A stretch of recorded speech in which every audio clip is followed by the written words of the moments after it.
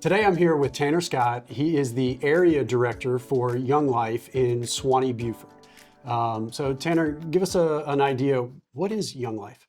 So Young Life, we're a nonprofit youth ministry, and our mission really is to bring adolescents face to face with Jesus Christ and help them grow in their faith. But the way we do that is through a number of volunteers. Obviously, you're one of those, and we build relationships with students so that when we get to share the gospel with them, we get to do it from the perspective of a friend, someone that they trust. So really, we in our area are over North Gwinnett and Buford school clusters. Those are where we currently have ministry. We're also over Lanier and Collins Hill school clusters.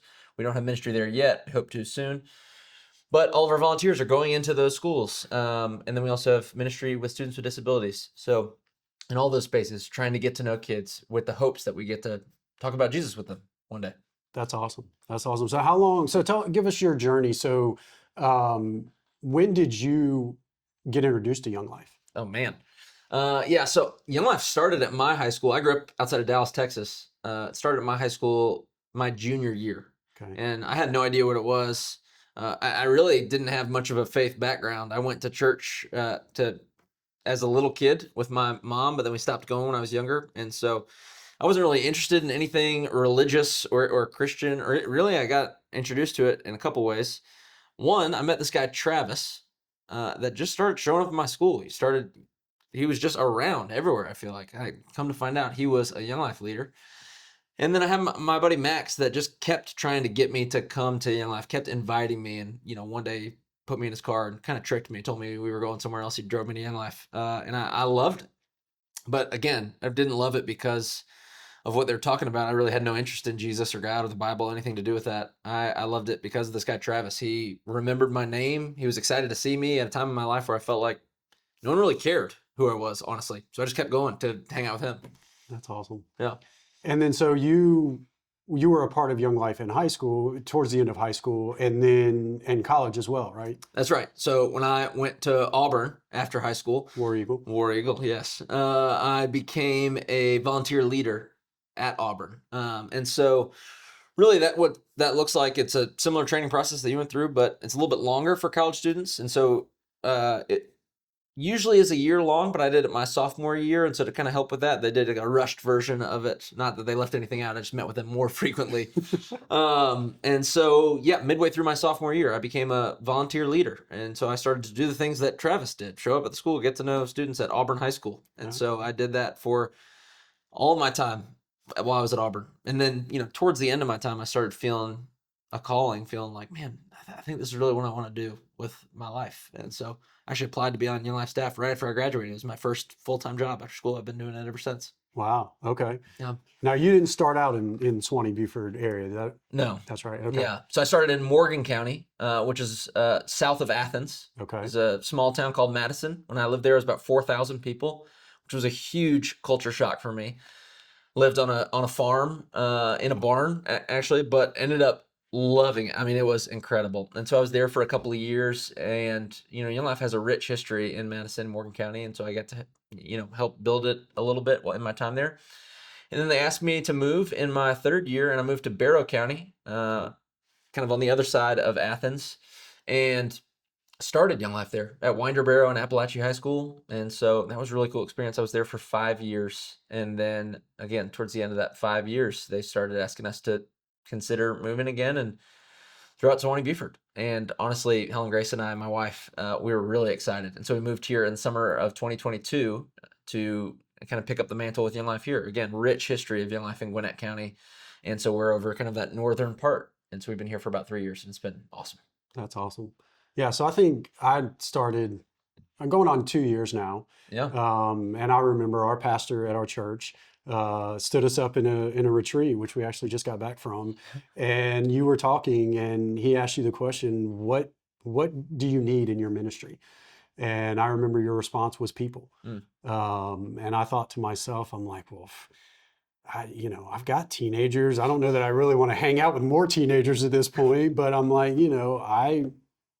I can do this. Like, what is it? The Bible says that the harvest is plenty, but the workers are few. And I'm like, well, I guess I could be one of those workers. I'll kind of see what this looks like. Yeah. And so kind of walk us through. So I know I was a little bit involved in wildlife and young life, wildlife being the middle school version, Mhm. when I was younger, but not extensively. So I think I remember reaching out to you and being like, all right, let me come to one of these club things that y'all have and Mhm. just kind of see what this is all about. So kind of walk us through, like, what does a typical Young Life club look like? Yeah. So really, it's different in every area. Depends a lot on the leaders. Like I said, in my last two areas, where I was for the 7 years, I was part of the Athens Metro, and so almost every single volunteer we had was a college student. Oh, And that's not the case here. We have no college students right now that's here. right. And so they're all adults in our community, many of them with full-time jobs, families themselves. And so again, that makes a big difference. But what Young Life Club in our area looks like right now, and this is always changing, always adapting. But what we found is like we like to do some kind of event-based club. So we always try and do something fun. We're either playing some kind of game or even making up a game.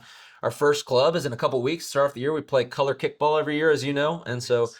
that's your classic game of kickball. But there's powdered paint at every base, and it lets kids kind of get messy and be silly and take some great pictures. And so that's a lot of fun. But we do all kinds of things. My wife, Helen Grace, invented a game called root beer mat ball, which is kind of a mix of It's a good one. kickball and baseball and all kinds of things. But we've also done karaoke and bingo. We just try and make events different enough to keep kids interested, but really just help them have a great time. We ask these questions at the end of every club. Did kids have fun? And do they feel known and loved? And do they get to hear about Jesus? And so every club ends with a leader that's what we say earned the right to be heard, meaning they've showed up consistently in the lives of kids. That leader will get to stand up and talk about Jesus, open scripture with them. And so obviously you know that, and you know that in your first 6 months to a year, you didn't do that because That's you right. hadn't earned the right to be heard yet. But now, even though um, that might have been hard at the beginning, you're given more and more talks because kids know you. You know kids. And so, anyways, every club is different, but we try and do something fun, and it always ends with getting to talk about Jesus. That's awesome. Yeah. So if I were a parent of a teenager and they came to me and said, "Hey, I've heard about this Young Life thing. Like, what would be your, I guess, advice to a parent to say, like, hey, let me tell you why it would be so beneficial for your kid to come to Young Mm, Life." yeah, that's a great question. And I think, too, the reality is when a lot of parents who don't know what Young Life is, don't know who we are, see us in the world of kids at games, their first thought is honestly, who are these people? Why are they around here? Why is this 31-year-old man at this high school right now? Yep. Good questions, but the reality is we're trying to build up these relationships. And what I'd say to these parents is there have been studies done, extensive studies, and there's no really debate on this, that adolescents need positive adult influences in their life. That's kind of a fact for healthy development and childhood. And so we in Young Life, we're not trying to, monopolize and be like, we're trying to be everything for kids. We hope to be one of those positive influences. But really what we found in ministry and in these influences is, you know, we want kids to trust us. And ultimately, kids don't care about what we say unless they trust us. This is that famous quote that's been attributed to a bunch of people, that people don't know or people don't care about how much you know until they know how much you care. Mm. And so the same is similar. We show up in these places to build trust and relationships with students and parents. And really, what I'd say to parents is, who wouldn't want a positive adult influence in their kids' lives? And obviously, there's a lot behind the scenes. Our leaders go through background checks, extensive training. So we're doing our homework. So we're not just, doing something unsafe for adolescents or families. But once we kind of clear those things and leaders go through trainings, we're saying that we're providing a positive influence, which is something that kids need, and just positive relationships. Again, hoping to be one of those.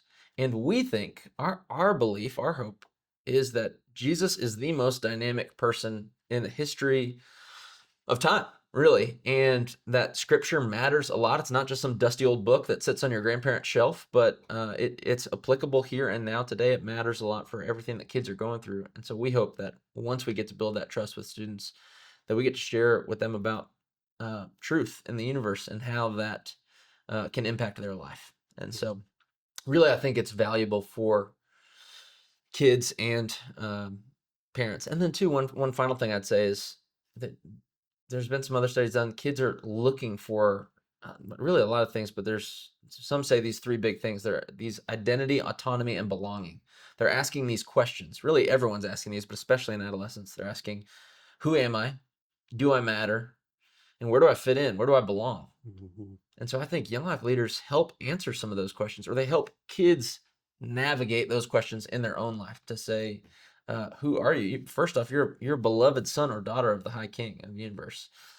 And then, do you matter? Of course. The reality is that I think a lot of kids believe the narrative, unfortunately, sometimes because they're told this, that they don't matter. Mhm. Maybe one day when they get older, they'll matter. But a young life leader comes along and says, hey, I care about you right now, and you matter right now, how you are. And there's not a lot of people in your age, your stage of life that are going around willingly hanging out with high school kids that are not their own kids. Correct. Yeah. And then that, where do I fit in? Where do I belong? I mean, gosh, I know you probably remember what it's like to be in high school, and it's, in my experience, gotten even more difficult working with high school students to navigate belonging in friend groups with the stress and anxiety, especially with social media. And so we help kids put the pieces together with that to find that they do have a place and that they're always welcome at a place like Young Life. Yeah. Yeah, I definitely think, I mean, through my time being there, I think our teenagers today are misunderstood Mm, a lot by adults. And I think that they do crave being seen by other adults. absolutely. You know, I mean, they have relationship with their parents. They may have some relationship with some of their parents' friends, but having some random adult that actually cares about them and, is investing in them and, is just asking the simple question of, how was your day? Mm, How was your week? How's everything going? Like I've just noticed with my interaction with them that's just been, I've gotten incredible feedback from them. Just, sometimes they don't respond and that's okay. sure. And, sometimes I get a good, which is, common with my teenagers. But sometimes you'll just have these kids open up to you and, I mean, they're going through real life stuff Yeah, and just having an adult that they can rely on, I think is huge. absolutely. So yeah, I think that's great. What, what, when you're interacting with kids, what is your, what are you doing? You're just saying, hey, how's it going? I'm Tanner, some random adult that's coming to talk to you. Yeah. Uh, Again, I think it sounds like a cop-out answer, but it just changes so much, varies on the situation. Obviously, high school and middle school students are very different, students with disabilities as well. I don't do as much direct work with our students with disabilities. We have a part-time staff person over that. But, in middle school, parents are obviously much more involved. Middle school kids can't get anywhere on their own. right. And so we're doing a lot more work to get to know their parents on the front end. But a lot of it changes too, based on the different schools, the access we have. I've been a Young Life leader at schools in the past where Young Life leaders have been allowed to go to the cafeteria for school lunches or to serve at the school in different ways. And right now in our area, that's not a possibility. As you know, like we can't go on campus. And I know that those rules are in place to protect students, which I understand. But we got to look for ways, where can we show up? So there's obviously things like athletic events, school plays, things that are open to the public. But then we have to get creative sometimes or think of people that are supportive of us and can help us out. One way that we've been really grateful to be able to serve is the Touchdown Club at North Gwinnett High School has allowed us to come in as a vendor and set up a table at football games where we're not selling anything, but we get to give away some popsicles and just get to know kids. So there's things like that where we clearly have a table, a booth, kids see what we are in Young Life. But I feel like the reality is of what most of what we do is we're just showing up. And what I think maybe a lot of people don't understand is being a Young Life leader works a lot of how I think sales would work. Maybe you could speak a little bit to this, but there's a lot of rejection in being a Young Life leader. Obviously, as you know, you show up in a place, get to know a kid that doesn't know who you are as someone that's not in high school. And, more than half the time, they're like, who are you? Or why are you here? Or get away Why from are you me. talking to me? You're right. And so it's the consistency that's key. We're never trying to put ourselves in places we don't belong. And so really, I'm just trying to get to know kids. It happens slowly over time. I like to say that Young Life's a crock pot ministry in the midst of a microwave world. In our world, we want things really quickly, right now even.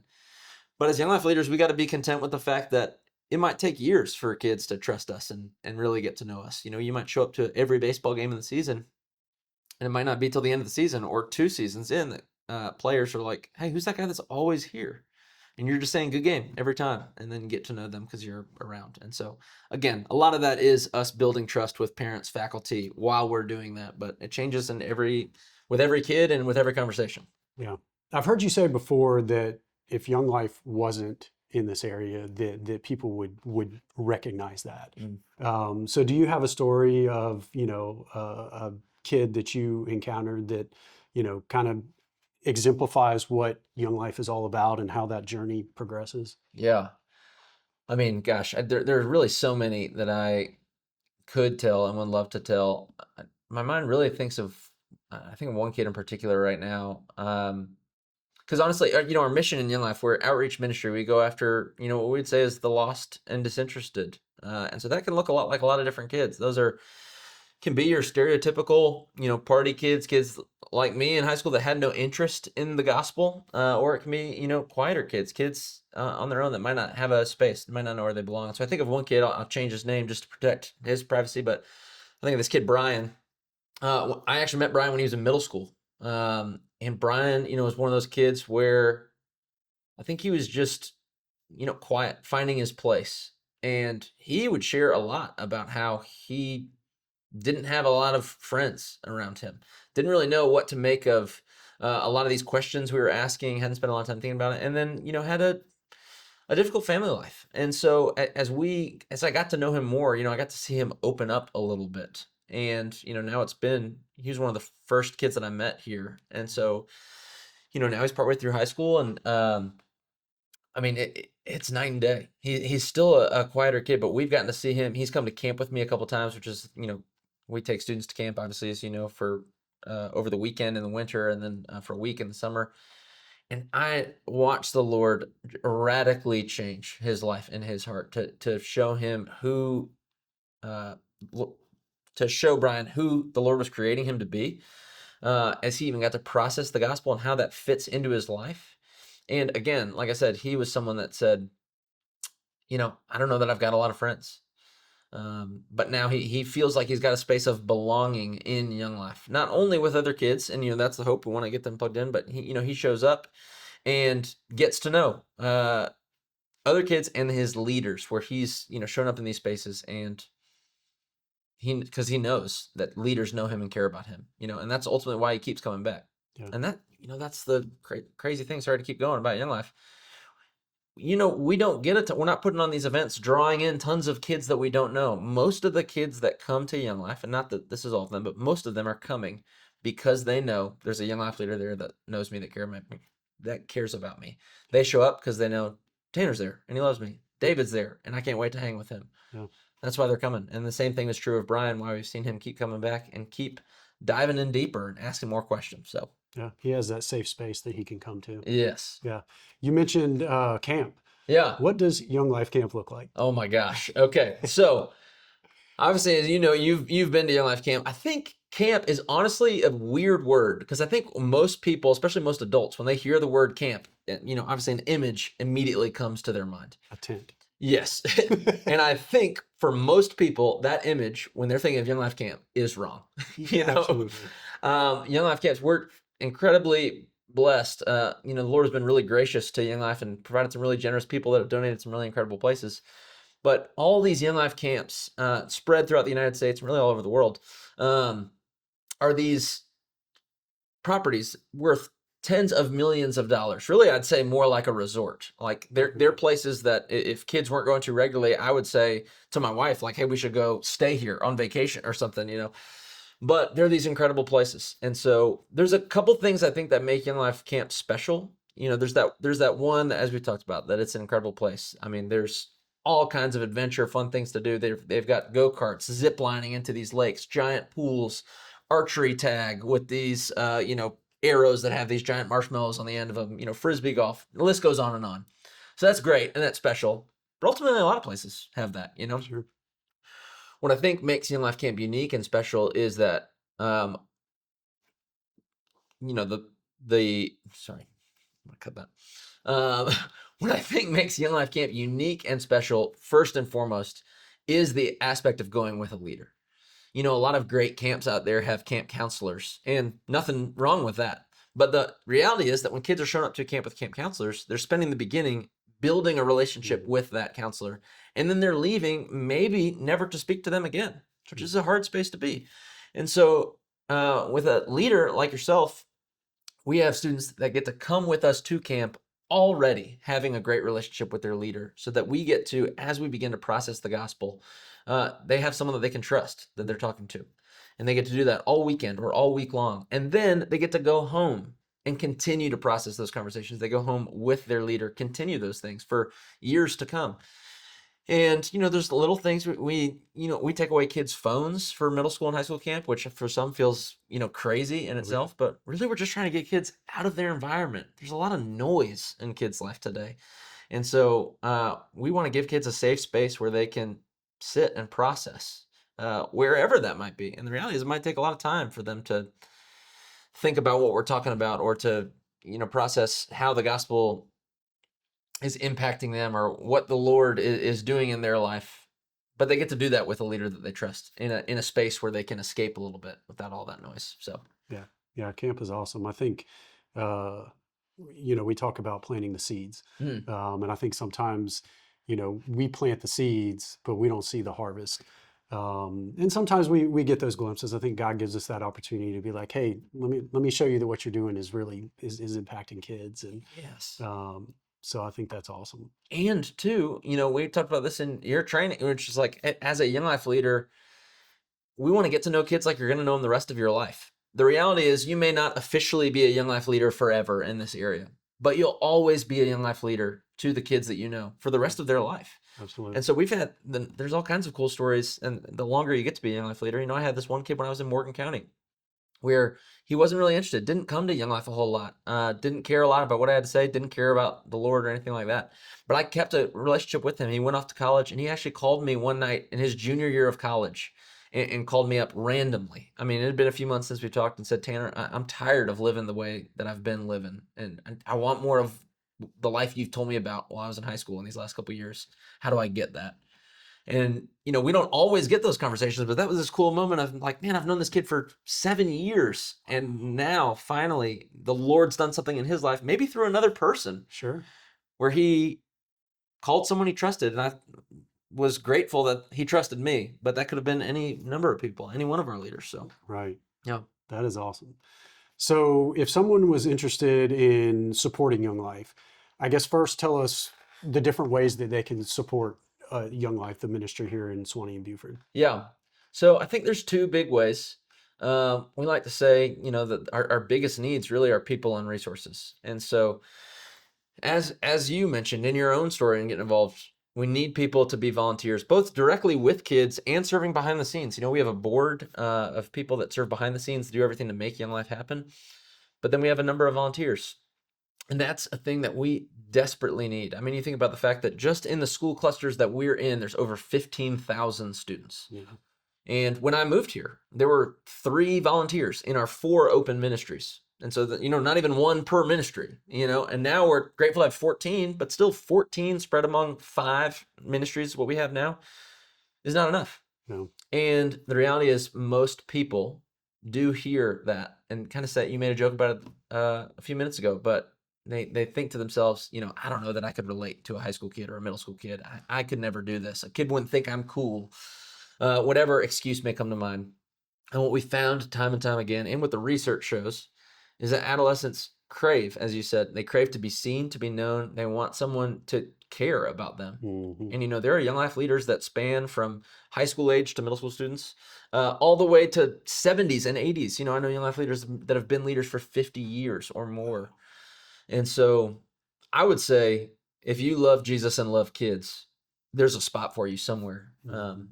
And, people feel comfortable in different spaces, but we always need more people. And you'd be surprised, I think, at how the Lord could use you, as I think you've gotten to see. Absolutely. It's been a cool thing to see you show up in the lives of kids at North Gwinnett. And then the second thing being resources. It costs money. It takes a lot of resources to be able to do the ministry that we're called to. In our area, our budget, again, just in the clusters we're in, is right around $190,000 a year. We're trying to grow that even by about $50,000 on top of that in the next couple of years to hire another full-time staff person. And so, I can talk a lot about what all goes into those costs. But the reality is it takes money to do this. And we operate in a model where we prefer to have people in our local community that say, hey, I'll stack hands on this. I want to be a part of this, that they would give sacrificially. I always like to say, I don't want people to think they're cutting a check to something and walking away. Right. But then I hope people would see that in their giving, the Lord is using that and they're a part of their ministry. They're not just sending a check so that we can do what we're called to do, but the Lord is using that giving in itself and fundraising in itself is a ministry of its own. And that their gift is allowing kids to hear about Jesus, changing kids' lives. And so the reality is we always need businesses, people that are willing to say, yeah, I will write a check and jump on board, or I will give monthly and continue to pray and show up in that way. So those are the two things I'd say, resources and people. Awesome. Yeah. If you're interested in supporting Young Life, we will have the links below. We would greatly appreciate your support.